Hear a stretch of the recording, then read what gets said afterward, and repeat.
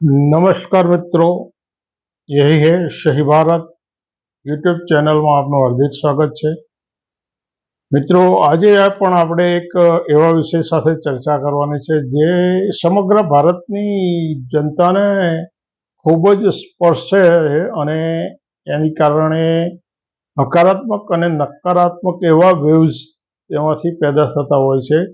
એ હકારાત્મક વાતાવરણ સર્જી અને સામાજિક બંધુભાવ, ભાતૃભાવ, પ્રેમ, કરુણા, મૈત્રીનો સંદેશો ફેલાતો હોય છે।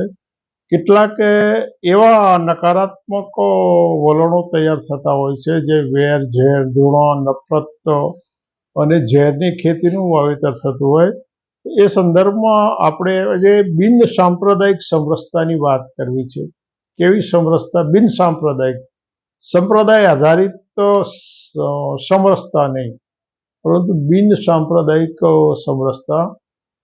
ભારતમાં હમણાં થોડાક વર્ષોથી સામાજિક સમરસતાનું એક મુહિમ ચાલી રહી છે અને એ મુહિમ એવી છે કે ભાઈ તમે સામાજિક રીતે એક છો, સામાજિક રીતે એક થાવ, સામાજિક ભાતૃભાવ કેળવો, પરંતુ અંદરના જે ભારતીય સમાજ રચનાની અંદર પડેલા જે અનિષ્ટો છે, જેણે આ દેશનું પારાવાર નુકસાન કર્યું, યુગો સુધી ન પૂરી શકાય એવું નુકસાન કર્યું છે, એવા જે જાતિભેદ છે, જાતિ વ્યવસ્થા છે, અસમાનતા છે, અનાચાર છે અને અત્યાચાર, આ પરિબળો ફરી વખત એક કહી દેવું કે જાતિભેદ, જાતિ વ્યવસ્થા, અસમાનતા, અનાચાર, અત્યાચાર અને આ બધાની નીપજ એવી અસ્પૃશ્યતા, આને અકબંધ રાખો। આનો અકબંધ રાખી તમે અને હું એક છીએ। એટલે પેલું નારંગી અને મોસંબીનું જે ફળ હોય છે એની પેશીઓ અંદરથી અલગ અલગ હોય છે। અંદરથી એની પેશીઓ એક રસ અને સમરસ નથી હોતી, પરંતુ એની ઉપરનું આવરણ એટલે એની ઉપરનું પડ, એનું છોડિયું કહી શકાય, એ ઉપરથી એને પકડી રાખે છે। એટલે આ એવી સામાજિક સમરસતાની વાત છે કે તમારા આંતરિક મતભેદો, આંતરિક ધૃણા, નફરત, વેર, ઝેર, અસમાનતા, ઊંચ નીચ, અસ્પૃશ્યતા, આ બધું અકબંધ રાખી અને તમે સામાજિક સમરસતા સ્થાપો। એટલે આવી સામાજિક સમરસતાની અંદરથી ભયંકર બદબુ આવે, આવી સામાજિક સમરસતામાંથી ભયંકર બદબુ આવે અને એ ક્યારેય પરિણામલક્ષી ના બની શકે। એવી સામાજિક સમરસતા પરિણામ ના બને। પરંતુ આમાં કંઈ નિરાશ થવા જેવું નથી। આ ભારતની રસાળ સંસ્કૃતિની અંદર સેંકડો નહીં લાખો એવા પરિબળો, એવા માનવીઓ પડ્યા છે કે ખરેખર જે લોકોના સામાજિક સમરસતામાં, સામાજિક ભાતૃભાવમાં, સામાજિક બંધુતામાં, સામાજિક પ્રેમમાં, કરુણામાં, મૈત્રીમાં રસ છે, એવા લોકો કોઈ પણ પ્રકારની નાત, જાત, વર્ણના ભેદ ભૂલી અને માનવને માનવી તરીકે નવાજે, માનવને માનવી તરીકે જુએ અને માનવી તરીકે મૂલવે, એવા સેંકડો બનાવો બન્યા છે, બની રહ્યા છે। વર્ષો પહેલા, અનેક સદીઓ પહેલા એવા બનાવો સમગ્ર ભારતની અંદર બન્યા છે, આજે બની રહ્યા છે અને એવા માનવીઓના કારણે, એમના સદકર્મોના કારણે એવા સેંકડો બનાવો ભવિષ્યમાં બનવાના। તમારા ધ્યાનમાં જ હશે કે ઘણી બધી એવી સંસ્થાઓ આજે પણ ચાલે છે કે ત્યાં આગળ કોઈ પણ પ્રકારના ભેદભાવ સિવાય એ સંસ્થાનું જે પ્રકારનું કાર્ય હોય એ પ્રકારના કાર્યમાં દરેક વ્યક્તિને માનવ તરીકે જોઈને એને ત્યાં સમાવેશ કરવામાં આવે છે। કોઈક જગ્યાએ વૃદ્ધાશ્રમ ચાલતા હોય, કોઈ જગ્યાએ બહેરા મૂંગાઓની સંસ્થા ચાલતી હોય, કોઈ જગ્યાએ અનાથાશ્રમો ચાલતા હોય, તો આવી બધી જે સંસ્થાઓમાં પર્ટિક્યુલર જાતિ અને વર્ણ નથી જોવાનું। એમાંથી ઘણી અપવાદરૂપ એવી સંસ્થાઓ છે કે જ્યાં વર્ણ અને જાતિ અને એનો ધર્મ નથી જોવાનું, તો એની માણસાઈ જોઈ અને એને માણસ તરીકે એનો આવકાર મળતો છે। તો આવા કેટલાક ઉદાહરણો છે અને એ ઉદાહરણો ખરેખર સાચી સમરસતાનું વાવેતર કરી અને ભારતની ભૂમિને સમૃદ્ધ કરવાનું અને એના સાંસ્કૃતિક વૈવિધ્યને જાળવી રાખવાનું, એના સાંસ્કૃતિક વારસાનું જતન કરવાનું કામ કરે છે। આવી 2000 ઘટનાઓ, આમ તો સેંકડો ઘટનાઓ છે, પરંતુ આપણે ગણીગાંઠી ઘટનાઓ ધ્યાન ઉપર લાવીએ। હમણાં થોડા સમય પહેલા હિંમતનગર શહેરની અંદર આવો એક બનાવ બની ગયો કે એક ધોબી પરિવાર છે અને ધોબી પરિવાર સંજયભાઈ લાલજીભાઈ ધોબીના ત્યાં લગ્ન પ્રસંગે ફકીર મોહમ્મદ નૂર મહેમદ મેમણ અને વિકાસભાઈ ડાયાભાઈ પ્રજાપતિ આ બંને ભાઈઓએ ધોબી પરિવારના ત્યાં મામેરું મૂક્યું, સોના ચાંદીના દાગીનાઓ મૂક્યા, 1 લાખ રૂપિયા રોકડા મૂક્યા અને એ બધાની કરતા 1 લાખ રૂપિયા અને લાખો રૂપિયાના દાગીનાઓ અને એની સાથે બીજું જે કંઈ લાયા છે એની કરતાં પણ મહામૂલું જેનું ક્યારે મૂલ્ય નહીં આંકી શકાય એવી ભાઈ તરીકેની ભાવના લઈને આવ્યા. આ લોકો શું લઈને આવ્યા? ભાઈ તરીકે. અમે બેનના ત્યાં જઈએ છીએ, એક મુસ્લિમ પરિવાર એક હિન્દુ બેનના ત્યાં મામેરું ભરી રહ્યો છે અને એ ભાવના સાથે એને જે રૂપિયા આપ્યા છે 1 લાખ રૂપિયા આપશે અથવા તો લાખો રૂપિયાના દાગીના આપશે, પણ એની કરતાં અમૂલ્ય એવી જે ભાવના લઈને આ પરિવાર, એક પ્રજાપતિ પરિવાર છે, એક મુસ્લિમ પરિવાર છે અને ધોબી પરિવારના ત્યાં મામા બની અને મામેરું ભર્યું. આ એક સામાજિક સમરસતાનું બહુ મહાન ઉદાહરણ છે. આ લોકોએ સામાજિક સમરસતા, સામાજિક પ્રેમનો બહુ મોટો સંદેશો ફેલાવ્યો. આવી જ ઘટના ફેબ્રુઆરી 25 જૂન ભાવનગરમાં બની. ભાવનગર શહેરના એસટી સ્ટેન્ડની સામે આવેલી જૂની જહાંગીર મિલ સામે આવેલી સરકાર કમિટી દ્વારા સમૂહ શાદીનું આયોજન કરવામાં આવ્યું. સમૂહ શાદી સમારોહનું આયોજન કરવામાં આવ્યું અને એ પ્રસંગે 15 મુસ્લિમ યુવાન યુવતી, દુલ્હા દુલ્હી અને 2 હિન્દુ પરિવારના જોડાઓ એમણે આ સમૂહ લગ્નમાં ભાગ લીધો અને એના કારણે સમગ્ર ભાવનગરના જે સામાજિક આગેવાનો હતા એ બધા લોકોએ આ પ્રસંગમાં હાજરી આપી. આ એક સામાજિક સમરસતાનું, સામાજિક ભાઈચારાનું અને મિત્રતાનું બહુ જ્વલંત ઉદાહરણ હતું. બીજો પ્રસંગ એથી પણ ખૂબ સારો છે.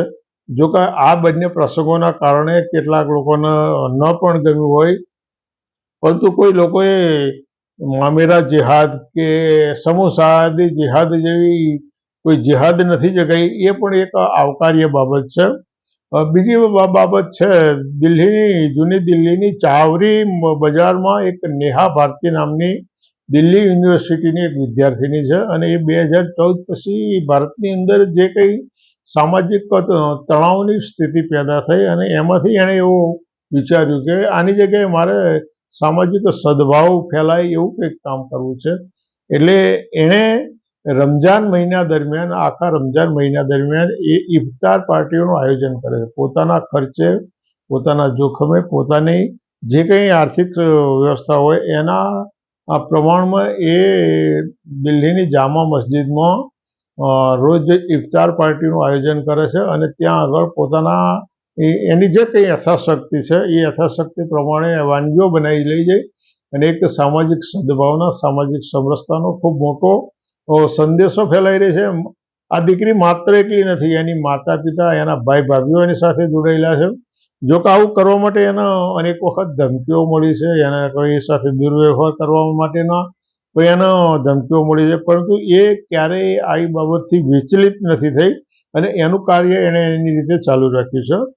બીજો એક સારો બનાવ આથી પણ નોંધી શકાય એવું એ છે કે ઉત્તર પ્રદેશના આઝમગઢ જિલ્લાનું એક નાનું ગામ છે, કોરિયા નામનું ગામ છે અને આ કોરિયા ગામમાં આખા રમજાન મહિના દરમિયાન અને 50 વર્ષથી એક પરંપરા હિન્દુ પરિવારે શરૂ કરી છે.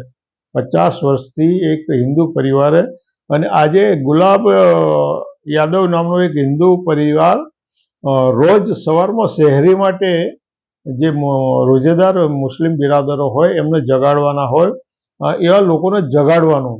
રાત્રે આવા લોકોને 1 વાગ્યા પછી જગાડવાના. જગ્યા પછી એ લોકો એમની સગવડ પ્રમાણે જે કંઈ વ્યવસ્થા કરી હોય એ એમણે આરોગવાનું હોય અને એવા લોકોને જગાડવાનું કામ લગભગ 1975થી આ પરિવાર કરે છે. 1975માં ગુલામ યાદવના પિતા ચિરકિત યાદવે આ પરંપરા શરૂ કરી અને એ પરંપરા એમનો પુત્ર ગુલાબ યાદવ અને એનો પણ પુત્ર આ પરંપરા જાળવી રહ્યા છે.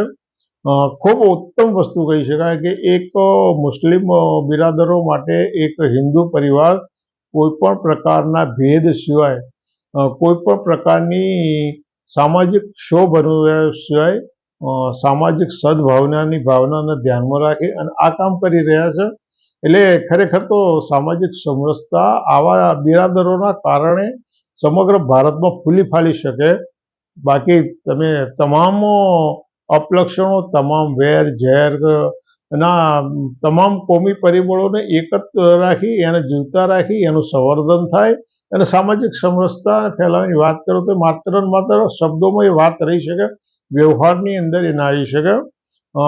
કેમ ના આવી શકે એનું એક તાજું ઉદાહરણ ફેબ્રુઆરી 2025માં સીપીઆઈ એમએલના લિબરેશનના ધારાસભ્ય ગોપાલ રવિદાસ એ પટણાના કુર્થલ વિસ્તારમાં એક શાળાનું ઉદ્ઘાટન કરવા ગયા.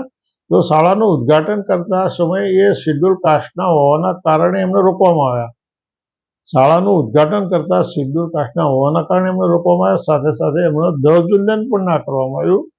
આ પણ એક સમરસતા છે. એક ધારાસભ્ય હોય અને ધારાસભ્યને કોઈ પણ ઉદ્ઘાટન કરતા રોકવામાં આવે, કોઈ સ્થળે જતા રોકવામાં આવે, એને તિરંગો ફેલાવતા અટકાવવામાં આવે. આથી વધુ નાલેશીજનક બાબત શું હોઈ શકે? પરંતુ આવી બધી નાલેશીજનક બાબતો અટકી શકે, વેરઝેરની ખેતી નાબૂદ થઈ શકે અને બીજું ઘણું બધું નાબૂદ થઈ શકે. એવું આવતીકાલે 9મી એપ્રિલે વિશ્વ નૌકાર મહામંત્રનો દિવસ છે. 9 એપ્રિલ વિશ્વ નૌકાર મહામંત્ર દિવસ છે અને આ દિવસે ભારતના અનુસૂચિત જાતિ જનજાતિના કલ્યાણની વાત નહીં, સમગ્ર વિશ્વના માનવ કલ્યાણ માટે. કોના માટે? અહીં તો તમારા લોકોનું કલ્યાણ થાય કે ના થાય, આપણે સમગ્ર વિશ્વનું કલ્યાણ કરવું છે ને એના માટે 100 દેશોના 3 લાખથી વધારે લોકો એક સાથે 1.5 કલાક નૌકાર મંત્રના જાપ કરશે. કેટલા? 100 દેશોના જીતો નામની એક સંસ્થાએ આયોજન કર્યું છે. 100 દેશોના 3 લાખથી વધુ લોકો 1.5 કલાક માટે એક સાથે જાપ કરશે અને આ જાપના કારણે આપણે એવી અપેક્ષા રાખીએ ને એવી મંગલ કામના રાખીએ કે ભારતમાંથી વેર ઝેર અને નફરત અને ધૃણાની ખેતી નાબૂદ થાય અને એમાં સામાજિક સમરસતાના સફળજનો પેદા થાય. સામાજિક સમરસતાના બિનસાંપ્રદાયિક સમરસતાના સફળજનો પેદા થાય. એમાંથી મીઠા મધુરા ફળ પેદા થાય અને સમગ્ર વિશ્વના લોકોને મળે ને એ પછી ભારતના લોકોને મળે. આપણે એવી મંગલ કામના કરીએ. આ વાત સાથે તમે સંમત છો કે કેમ એ તમારે વિચારવાનું છે, પણ હું તમને એટલું તો કહું છું કે આ મેસેજને તમે વધુમાં વધુ આગળ ફેલાવો. સામાજિક સભાનતા માટે, સામાજિક બંધુતા માટે આવી બાબતો ખૂબ જરૂરી છે અને એના માટે તમે આ વિડીયોને વધુમાં વધુ શેર કરો, લાઈક કરો, કોમેન્ટ કરો અને વધુમાં વધુ તમે સબસ્ક્રાઈબ કરો એવી અપેક્ષા રાખું છું. આવજો, ફરી મળીશું આપણે.